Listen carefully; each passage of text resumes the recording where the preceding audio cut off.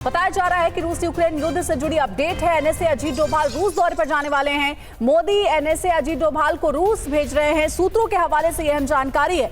रूस यूक्रेन संघर्ष को लेकर के बात करेंगे अजीत डोभाल। ये भी खबर है पीएम मोदी की हाल ही में पुतिन से बात हुई थी। पीएम मोदी ने कहा था एनएसए को रूस भेजेंगे।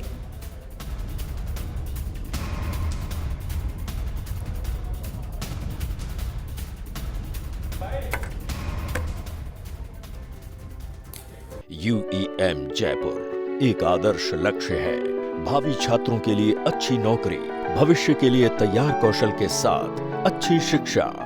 तो रूस यूक्रेन जंग रुकवाएगा भारत, क्योंकि इस वक्त भारत से पूरी दुनिया को उम्मीद है। यूक्रेन युद्ध में शांति को लेकर पूरी दुनिया की नजर अब भारत पर है। पीएम मोदी की शांति की पहल अब अगले दौर पर पहुंच गई है। पुतिन से हरी झंडी मिलने के बाद अजीत डोभाल अब रूस की यात्रा पर जा रहे हैं। रूस यूक्रेन संघर्ष पर अजीत डोभाल पुतिन से मुलाकात करेंगे, बात करेंगे।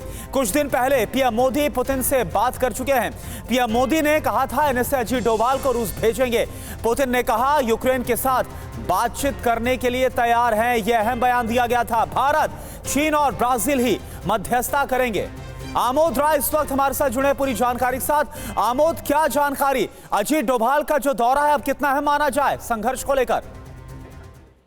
देखिए करुणा, बहुत ही अहम ये दौरा होगा और बहुत अहम पड़ाव भी होगा। इस पूरे घटनाक्रम को अगर आप ध्यान से देखें तो प्रधानमंत्री का जो कल एक ये घोषणा उन्होंने किया कि अजीत डोभाल को भेज रहे हैं रसिया और वहां रूस जाकर वो मध्यस्थता के लिए, बातचीत के लिए तैयारी करेंगे और आगे की पहल शुरुआत हो रही है। तो एक तरह से ये ब्रेक थ्रू है यूक्रेन और रूस में जो युद्ध चल रहा है उसको लेकर।